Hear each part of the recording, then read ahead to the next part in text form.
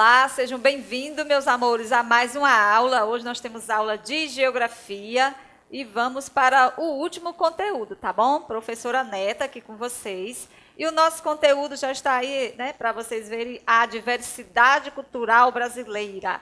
Quando a gente fala de diversidade, a gente fala de quê, gente? Diversidade, o que é que nos vem à cabeça, né? De diversos, de muitos, né? Bastante, de mistura, tá? Antes de irmos para o conteúdo, vamos primeiro corrigir umas páginas do livro do Piauí que está pendente ainda, que ainda está faltando corrigir, ok? Então, o livro do Piauí em cima da mesa primeiro, vamos lá corrigir essas páginas, tá bom? Vamos lá, capítulo 10 do livro do Piauí e a página 127. Lá na página 127, na primeira questão, está dizendo o seguinte: assinale a alternativa que completa a frase de maneira correta. Vamos ver qual é no Piauí, né? No Piauí, aí vamos ver a frase que completa. O processo de formação das primeiras cidades está ligado à pecuária. Ótima informação, né, gente? Mas vamos ver as demais. No Piauí, nunca foi incentivado o desenvolvimento de indústrias. Verdade isso, gente? Erradíssimo, né, meus amores? Próximo item. O processo de urbanização está ligado à atividade no campo. O campo tem tudo a ver, mas o processo de urbanização não está ligado, né, a nenhuma atividade do campo, tá bom? Até porque o processo de urbanização, o que é? É exatamente a saída do homem do campo para a cidade, tá bom? A urbanização se concentra no sul do estado. Também não. Então, qual é o item correto? É o primeiro item, tá bom? No Piauí, o processo de formação das primeiras cidades está ligado à pecuária, né? Tudo começou com as fazendas de gado que foram instaladas no estado do Piauí, tá bom? Vamos lá para a próxima questão. Identifique, através da leitura das imagens, cada processo ocasionado com a industrialização. Lá nós temos a primeira imagem. Dá para ver o que nessa imagem, gente? Aí nós temos a favelização, né? Quando iniciaram como foi que aconteceu o processo de urbanização, né? Ele aconteceu de forma acelerada. Então, não houve um planejamento, não houve uma preocupação com a infraestrutura. Então, foram chegando pessoas do campo para a cidade, né? E foi acontecendo um inchaço, né? Uma grande quantidade de pessoas. Então, as moradias foram sendo improvisadas, né? E aí surgiram as favelas, tá bom? Aí nós temos uma favelização, tá bom? Vamos ver a próxima imagem. Olha só, a construção de prédios, né? Isso aí nós chamamos de quê, meus amores? Nós chamamos de um crescimento, né, de vertical, a verticalização, tá bom? Então, construções de prédios, né? A nossa cidade foi crescendo e surgiram muitas construções. Próxima página 128, na questão 2. A imagem abaixo lembra uma importante atividade em torno da qual surgiu a indústria no Piauí. Que atividade foi essa, gente? Vamos ver. Olha aí a imagem. Essa imagem aí nos lembra o quê? Que atividade é essa? Essas carnes expostas, feito um manto, né? Olha aí, tem essas varinhas para deixar a carne melhor, né? Exposta em quê? No sol. Como é chamada essa atividade, tá bom? Como é chamada ela? Como se chama essa atividade e como é que ela era praticada? É chamada de quê, meus amores? De charqueada, né? Dessa forma mesmo. E o que era essa atividade? Pegava o gado, a carne do gado era exposta ao sol, colocado sal, porque naquela época nós não tínhamos o processo de conservação que nós temos hoje. Nós não tínhamos geladeira, então a carne era exposta ao sol, tá? Para que isso, professora? Para que essa carne ficasse conservada, para que ela, né, demorasse mais tempo para poder ser consumida. E como era essa prática, né? Essa forma, como eu falei para vocês, ela era exposta ao sol, a pele do gado também não era, né, colocada fora. O que se fazia com essa pele? A pele do gado era utilizada para quê, gente? O couro era utilizado na confecção de quê? De sapatos, bolsas, gibão, né? Porque naquela época tinha o quê? As fazendas. Então, tinha grande quantidade de vaqueiros, tá? Então, com a pele, né, fazia o gibão para os vaqueiros e chapéu também, tá? Vamos ver aí a resposta. Ficou conhecida como charqueada, tá? E a charqueada usava a carne como matéria-prima, né? A partir disso, a produção dessa carne de salga, que era seca ao sol, com o objetivo de quê? De mantê-la própria para o consumo, já que não tínhamos geladeira. Então, durava por muito tempo, ok? Vamos para a próxima questão, que é a página 132, questão 1. Nós temos um texto aí, de acordo com o texto, responda. O texto está aí no livro de vocês, tá? Não coloquei o texto porque ficava muito extenso. Letra A, grife no texto os lugares apropriados para utilizar os meios de transportes. Aí a gente vai fazer o quê? Reler o texto, na página 132, deixa eu colocar aqui rapidinho aqui para a gente ver qual era esse texto dessa página e o que nós temos que grifar nesse texto. Nós temos um texto que fala sobre o quê? Sobre os meios de transporte, né? Usados aonde? Na cidade. Ele lá fala de quê nesses meios de transporte? Que ele é usado na praia, fazendas, né? Onde mais ele é utilizado? Ele é utilizado para passeio, para trabalhar. Aí você vai grifar essa parte, ok? Vamos para a letra B. Cada lugar tem uma especificidade para o uso de transporte. Isso vai depender de cada necessidade, conforme o texto, onde são usados esses tipos de transportes. Aí vamos ver no texto onde é que eles são usados, tá bom? Aí temos aí o primeiro é utilizado na praia, o segundo é utilizado no campo ou fazenda e o último utilizado na cidade. Responderam? Vamos prosseguir. Questão 2. Relacione as colunas corretamente. Você vai colocar para rodovia, né? Que é uma rodovia, né? É onde os carros circulam, né? Rodovias, as estradas, as avenidas, tá? Ferrovia, ferrovia vem de quê? De ferro, né, gente? Então, é a linha férrea onde, né, os trens circulam. Aerovia, aéreo vem de quê? Vem de ar, né? Então, a aerovia está relacionado ao transporte aéreo, tá? Aviões. E o 4, hidrovias, né? Hidrovia vem de água, então são os transportes aquáticos, ok? Vamos lá ver as questões. Estrada destinada ao tráfego de veículos ferroviários, tá? Vamos colocar o quê? Qual é o número que está lá, gente? É o número 2, né? Ferroviário, vem de ferrovia, aí colocou o número 2. Estrada destinada principalmente ao tráfego de veículos e automóveis, ou automotores, né? Veículos, automóveis, caminhões, carros. Aí nós estamos falando de quê? De rodovias, tá? Então, é o número 1. Caminhos pré-determinados para o tráfego aquático. Aquático vem de quê? De hidrovia, né, gente? Hidroviário, tá? Número 4. Espaço reservado ao tráfego aéreo, tá? Então, número 3. Conferido, vamos para a próxima. Escreva um exemplo de meio de transporte para cada via, ou seja, um meio de transporte aéreo, né? Rodoviário. Aí você vai lá no número 1, carro, né? Que anda nas rodovias. Número 2, trem. O número 3, avião. E o número 4, né? Que é o hidroviário, que vem de água, é barco. Você pode colocar outros exemplos, tá bom, gente? Aqui é uma sugestão de resposta. Quem colocou avião, quem colocou navio no lugar do barco, pode deixar a resposta de vocês. Vamos prosseguir para a questão de número 3. Lá na questão 3, nós temos um textozinho, né? Coloquei para vocês um pequeno trecho muito importante. Teresina, ele possui um sistema integrado de transporte coletivo de ônibus. Esse sistema de integração possibilita aos passageiros se deslocarem para vários pontos da cidade, pagando apenas uma passagem, que é chamado de tarifa única. O sistema de integração ele foi implantado em março de 2018. No começo não foi muito bem aceito, né? Mas atualmente ele segue o padrão de referência de outras capitais do estado. Tá essa questão aí no material de vocês. Vamos para a letra A. Que meio de transporte é utilizado no sistema de integração de transporte? É utilizado o quê, gente? Moto, carros, ônibus, né? Turma, a resposta seria correta? Ônibus, né? Vamos para a letra B. O sistema de integração ele adota a tarifa única.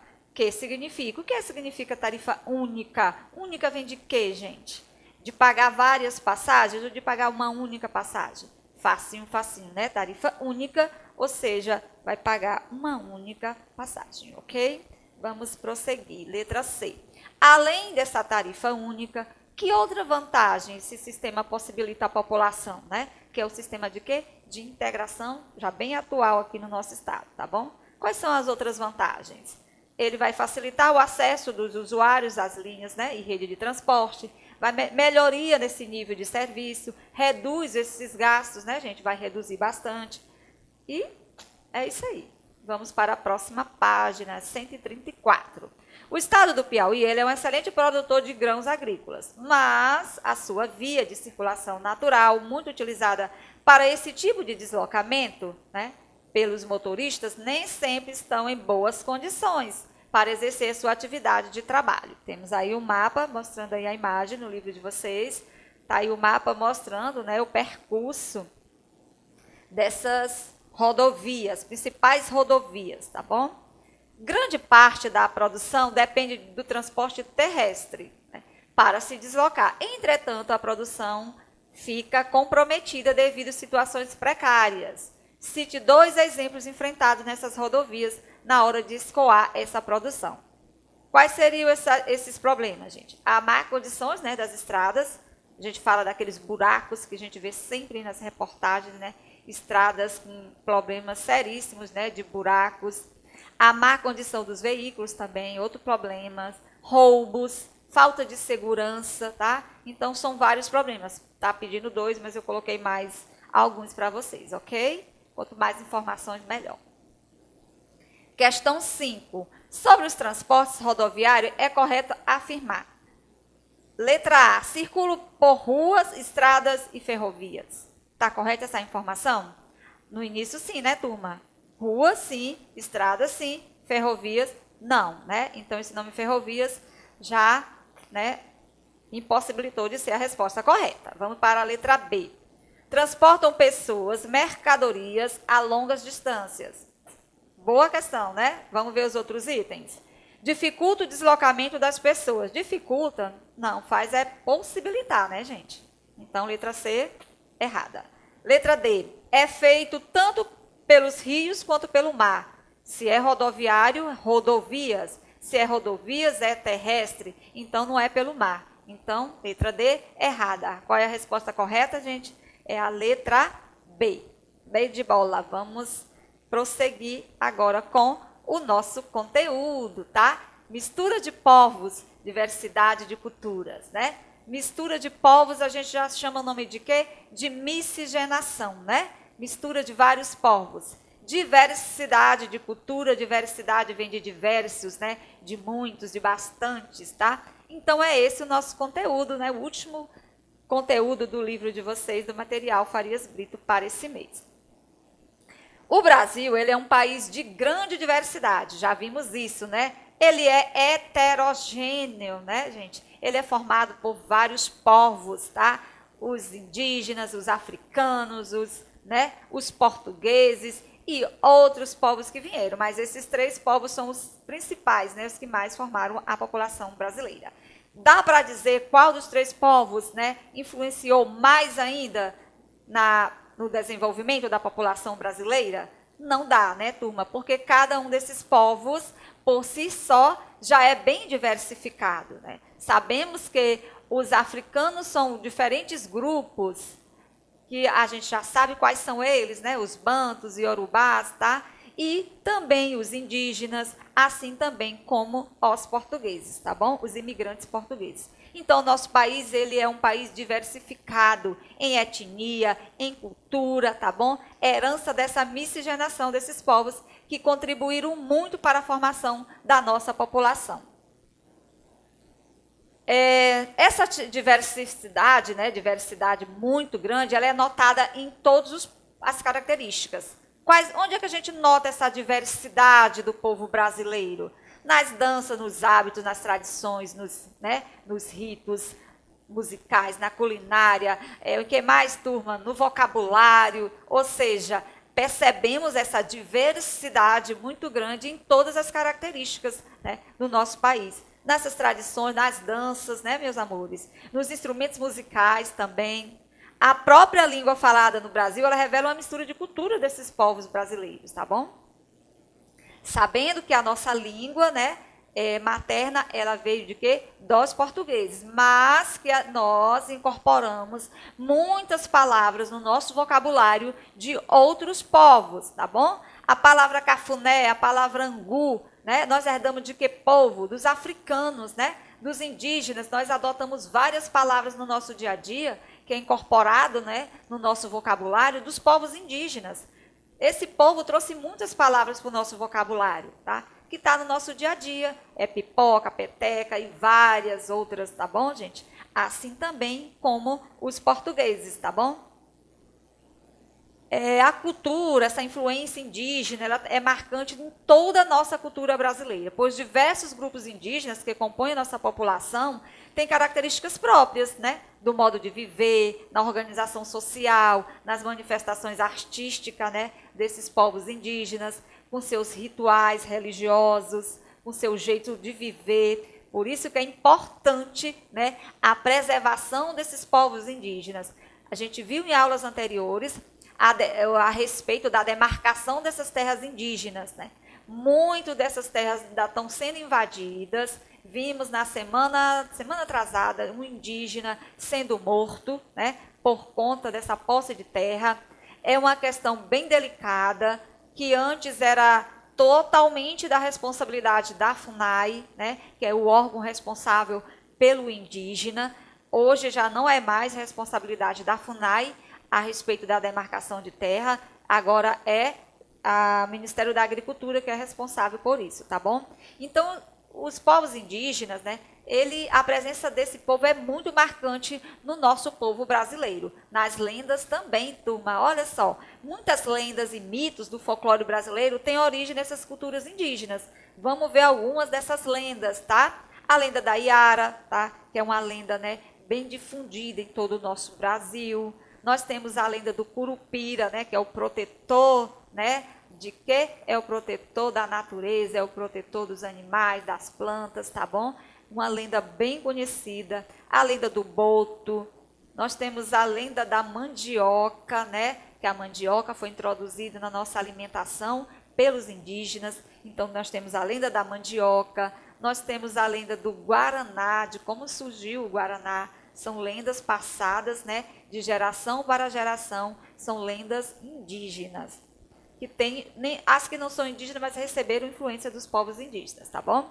Outros exemplos da influência indígena na cultura brasileira são os conhecimentos sobre o uso de ervas medicinais. Riquíssimo, né, gente, esse conhecimento que foi trazido pelos indígenas. A gente sabe que o pajé tinha essa responsabilidade, né, dentro das aldeias indígenas, de curar esses povos indígenas através de chás medicinais, de técnicas. Aprendemos as técnicas da agricultura também com esses povos, a extração de recursos da natureza, a arte, a cerâmica, ou seja, a influência dos povos indígenas é muito marcante, né, no povo brasileiro. Além disso, também na culinária, né, gente? Influência indígena também marcante na nossa culinária. E o que é que nós aprendemos, né? O que é que nós utilizamos no nosso dia a dia de culinária indígena? O hábito de comer o cuscuz, a tapioca, né? A pipoca e muitos outros hábitos, tá bom? Olha só, na arte, olha a influência dos povos indígenas, né, na arte. Trouxeram para a gente também, olha aí a tapioca, né, gente? Totalmente influência indígena. Quem é que não gosta de uma tapiocazinha dessa? É possível identificar, agora vamos falar um pouco dos africanos, tá? O que é possível identificar de contribuição desses povos africanos na nossa língua, na nossa culinária, na nossa música, na nossa religião e em muitas outras manifestações, né? Vários ritmos musicais. O samba, herdamos o samba desses povos, gente. Olha só como o samba está presente no dia a dia do povo brasileiro, né?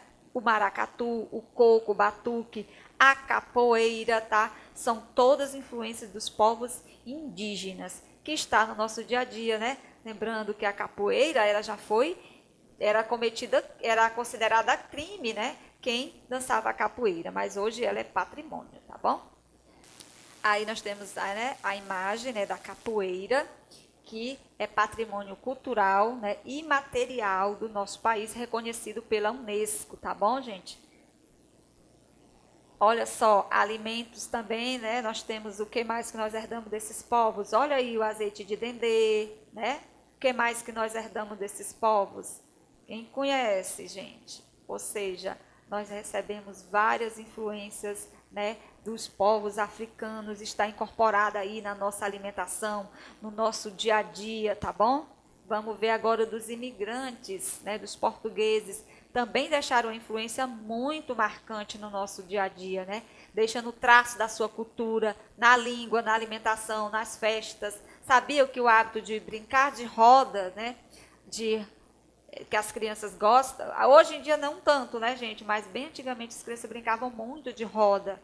Herdamos desde os portugueses, né? Aquelas músicas, ciranda, cirandinha, vamos todos cirandar, e outras músicas, o carnaval, né, gente? Veio dos portugueses, e festas e tradições, o hábito de se enfeitar, de usar brincos, joias, né? Herdamos dos portugueses também, tá? Então está presente na nossa alimentação, está presente, né, nos nossos costumes, no nosso vocabulário, ou seja, são ritmos, né, bem presentes no nosso dia a dia. Então, recebemos fortes, né, influência de todos esses povos, tá? Que enriqueceram mais ainda a nossa população brasileira. Vocês vão responder essas páginas, meus amores, tá? São páginas bem simples, fáceis de responder, então façam isso. E obrigada pela presença de vocês aí do outro lado. E até a próxima aula, tá bom? Fique com Deus.